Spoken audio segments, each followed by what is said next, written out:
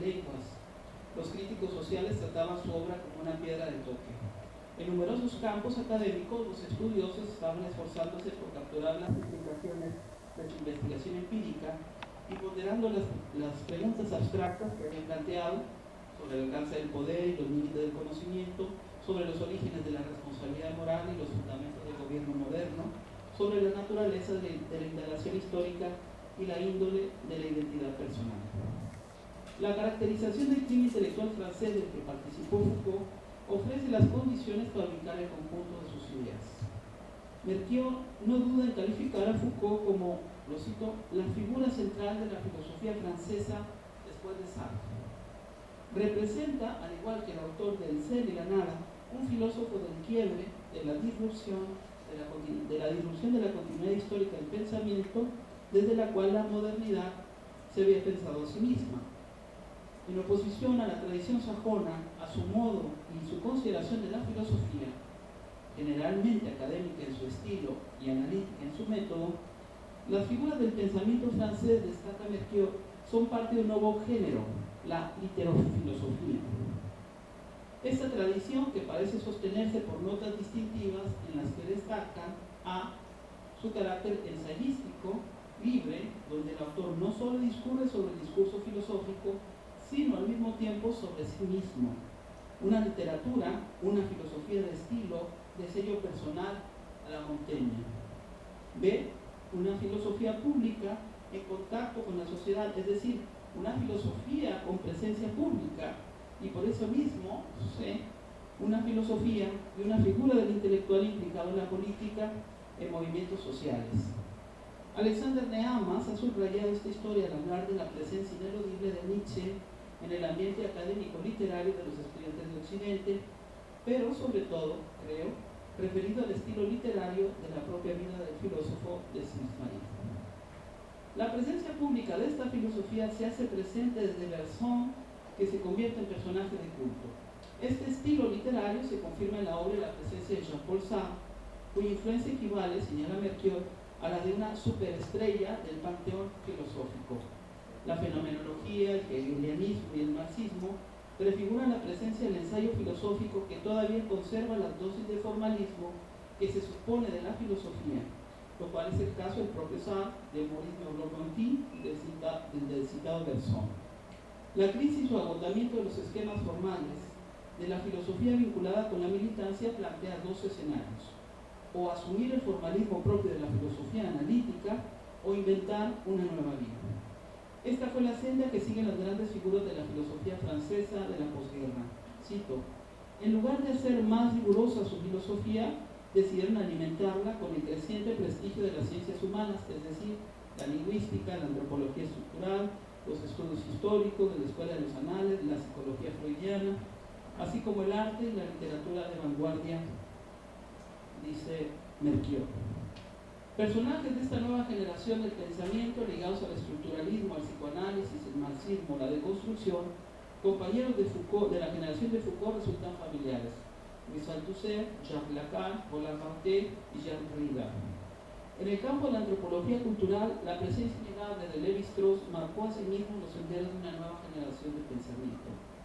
Como grupo, escribe Ginstiller, estos hombres adquirieron primero fama de críticos del humanismo, escépticos acerca de las filosofías racionalistas y personalistas, críticos del tratamiento teleológico de la historia como si fuera un relato con final feliz, desconfiaban del liberalismo y el marxismo, quizás con excepción de Althusser, y ese marxismo además los impacientaba. Jean Deleuze ha caracterizado la filosofía Foucaultiana como la propia de un archivista y de un cartógrafo. La alusión refiere al método y al escenario, a las grandes regularidades de la historia, a la serie de eventos que confirman lo objetivamente válido, las prácticas que no requieren aparentemente de una mirada inquisitiva.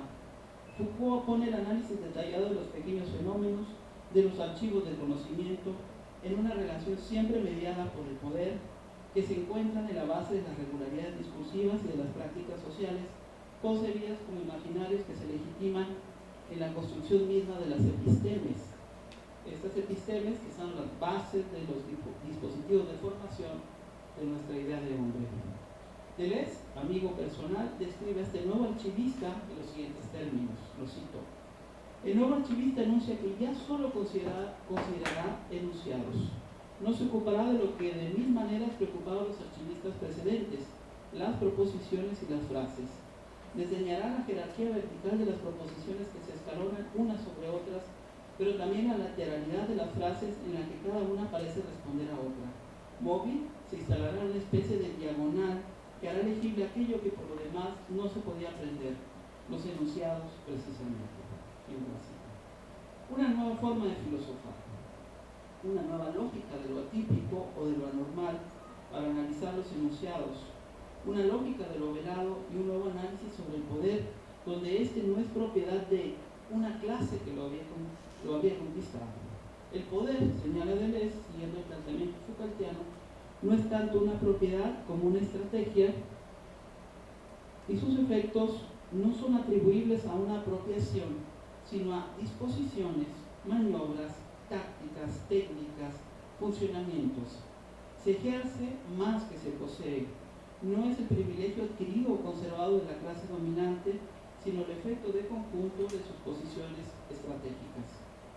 Poder y saber, sujeto y dispositivo. Las coordenadas de explicación de Foucault que marcan en ese ambiente cultural, en medio del gran signo humanitario de la segunda mitad del siglo XX, su presencia en el ámbito de las ciencias humanas. Pasemos a la segunda parte, que va de la arqueología del saber a la genealogía del poder.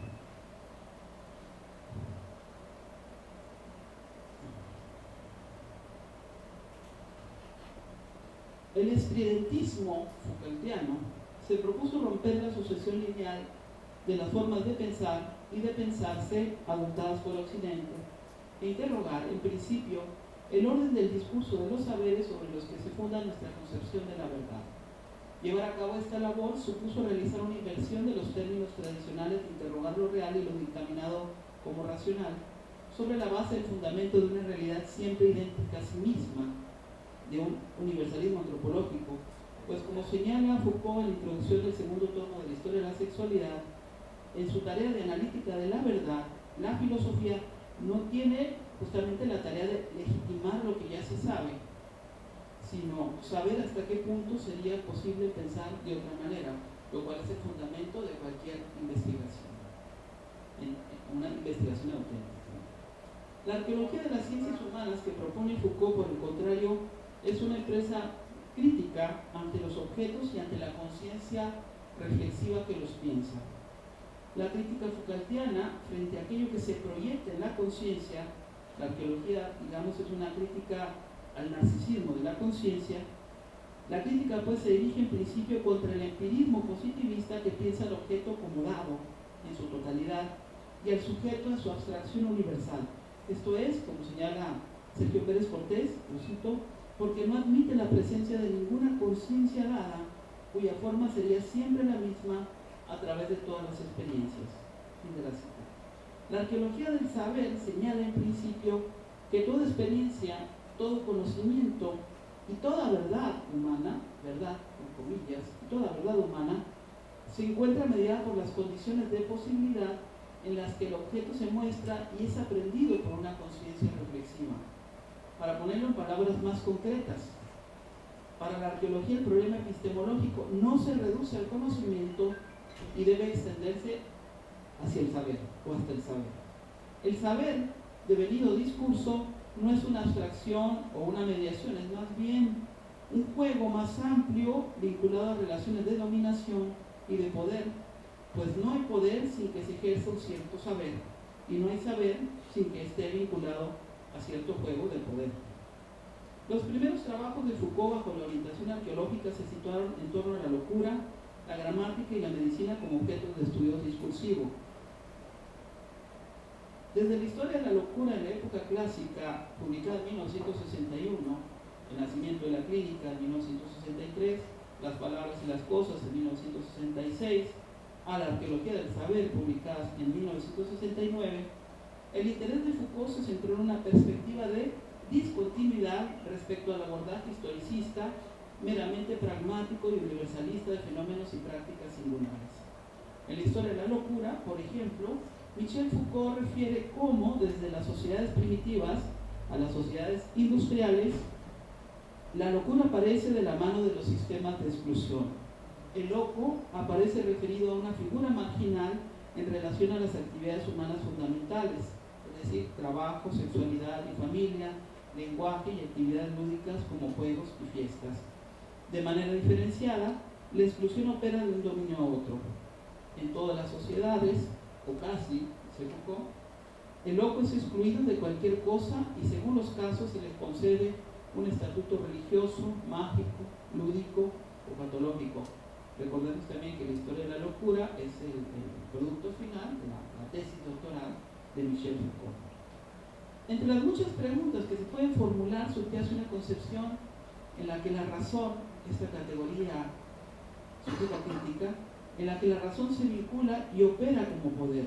Como instrumento, pues, no es la permanencia de una verdad, dice Foucault, la que asegura el pensamiento contra la locura.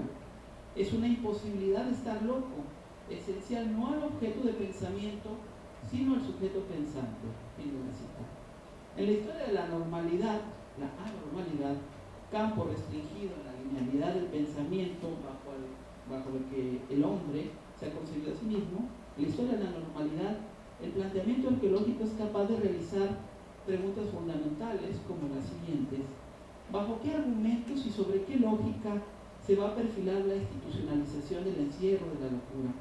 ¿Qué efectos va a tener además en relación a otros campos de sentido como el de la política, la historia o la cultura? ¿En qué grado contribuye la disociación de la razón y la locura a la construcción del imaginario del progreso moderno?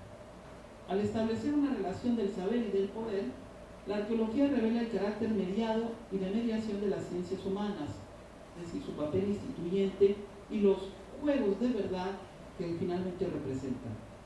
La crítica a la historia de las ideas supone trascender el determinismo del objeto y de sus relaciones aparentes para establecer su genealogía a fin de develar su funcionamiento. Mientras la arqueología fija su mirada en las epistemes, en los objetos de las ciencias humanas, la genealogía del poder, fuertemente influida en la mirada nietzscheana, desplaza el análisis al sujeto mismo, en los efectos, en la medida en que es convertido en el objetivo de nuestros saberes, en el resultado de ciertos procesos de subjetivación, en el análisis de lo que podemos entender por una subjetividad determinada. En el análisis crítico de las experiencias de subjetivación de la modernidad, Foucault publica en 1975 Vigilar y Castigar, una obra que revela los mecanismos, los dispositivos por medio de los cuales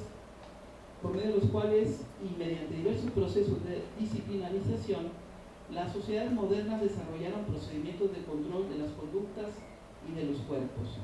Asistimos en la experiencia histórica a los procesos de vigilancia y normalización que serán presentes como formas de ejercicio del poder en diversas regiones, de la cárcel a la escuela, de la religión a los medios, de la fábrica a las regiones más íntimas de nuestra existencia, el Facebook, Internet, atravesando por una amplia gama de dispositivos.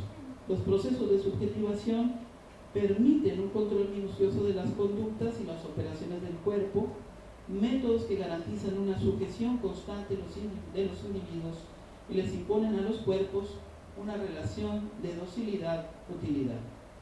Por una vía no determinista, a partir de un análisis de las prácticas de transformación del castigo del cuerpo a su corrección, continuamente garantizada por la vigilancia y el control, Vigilar y Castigar describe la profunda transfiguración que opera la modernidad en las relaciones de control del ejercicio del poder, del control del cuerpo, anatomopolítica, al control de la existencia, biopolítica, con desarrollos muy interesantes en filósofos contemporáneos como Roberto Espósito o Giorgio Agamben. Foucault realiza una importante aportación a la filosofía, la teoría social y política contemporánea, al menos en los siguientes sentidos, según nosotros. 1. Frente a la mirada generalizante de las ciencias humanas, en sus tradiciones sociológicas o filosóficas esencialistas, recupera la experiencia de la singularidad, de los pequeños eventos, de lo discontinuo, lo marginado, que constituyen los vasos capilares a través de los cuales se instituye y se materializan las redes del poder en sus diversas formas. 2. Desarrolla una crítica a la modernidad sin abandonar el horizonte de las posibilidades creativas ya esbozadas por Kant del proyecto ilustrado. El horizonte de la racionalidad en Foucault no es el abandono nihilista de la razón, sino su potencialidad autoconstitutiva, que deviene posible cuando el sujeto es capaz de pensarse a sí mismo, es decir, subvirtiendo los dispositivos de la configuración de su conciencia, de su yo o de su subjetividad. 3. En Foucault no existe una pretensión fuerte de un método de análisis filosófico predeterminado, algo así como una especie de a priori del pensamiento. La teoría es, decíamos, una caja de herramientas a la que se acude por su utilidad y pertinencia para explicar el presente y con ella al sujeto mismo. La genealogía marca las discontinuidades y rupturas en las formas de constitución del sujeto. Filosóficamente pudiera ser representada como una problematización, otra palabra interesante, importante, entendida por Foucault como el conjunto de las prácticas discursivas y no discursivas que hacen entrar alguna cosa en el juego de lo verdadero y lo falso y lo constituyen como objeto para el pensamiento. La problematización opuesta a la naturalización y a la normalización, véanse ahí la diferencia de sentido y la intención de las palabras, lo que representa problematizar algo, es decir, hacer filosofía, hacer reflexión, hacer crítica, a naturalizar o legitimar ciertas prácticas o a normalizar los costos, como en esta sociedad donde los costos de ser seguro, estar seguro, entre comillas, es esto o esto otro, donde la normalización son las estadísticas del feminicidio, en fin, un conjunto de ejemplos que podemos señalar. La problematización, pues, opuesta a la naturalización y a la normalización, es la actitud propia de quien quiere comprender y explicar la realidad y las concepciones de la verdad en tanto construcción. Asunto que no es, por supuesto, y para nada exclusivo de la filosofía y de los filósofos, está claro. Este es un aspecto básico por el cual la realidad y el sujeto, creemos, pueden ser explicados. Foucault realiza una inversión de los términos tradicionales en que la filosofía occidental ha visto al sujeto, esto es, desde la visión privilegiada y absoluta de la razón, y se apoya en un método genealógico para reconstruirlo históricamente, para evidenciar cómo el sujeto, ese mismo que cree que es libre y autónomo, es en realidad un producto fragmentado y disperso de las estructuras del poder saber, como es fundado y no fundante. Este sujeto se constituye históricamente al interior de la sociedad, en medio de los discursos y de las prácticas, y en cuanto éstas se modifican, también es modificado. Esta genealogía de las prácticas y de los discursos del sujeto se encuentran, sabemos, ancladas en instituciones que, como las instituciones jurídicas, son productoras de verdad, de la ley. Poner en entredicho la subjetividad implica también poner en cuestión la manera en que la filosofía ha tratado el problema del sujeto, atreverse a pensar ese sujeto de otro modo, poner en crisis el pensamiento mismo para atreverse a pensar de otro modo. El filósofo español Julián Sauquillo, en su libro Para leer a Foucault, destaca como punto de partida la crisis del papel fundamentador de la filosofía. Nietzsche, recordemos, reprocha a la filosofía cartesiana su parcialización y con ella el olvido del sujeto. Cito: la filosofía, señala Sauquillo, dejó de ser proyecto fundador del pensamiento y actividad reflexiva sobre la totalidad para afrontar una tarea parcial. Nietzsche y Foucault conciben la filosofía como un diagnóstico del subsuelo de nuestro presente. ¿Qué somos hoy? ¿En qué consiste el tiempo que estamos viviendo? La matriz de este tipo de reflexión es kantiana, pero para Foucault su expresión más radical es nietzscheana. La afiliación de Foucault con Nietzsche es evidente. El carácter de sospecha de las verdades sobre las que se ha construido el sujeto, los discursos sobre el sujeto y con él sobre el hombre mismo, tienen una deriva nietzscheana. Nietzsche dice: fue una revelación para mí. Sentí que era alguien muy diferente al que me habían enseñado, lo leí con gran pasión y rompí con mi vida, dejé mi trabajo en el hospital y abandoné Francia. Tenía la sensación de haber sido atrapado. A través de Nietzsche todo esto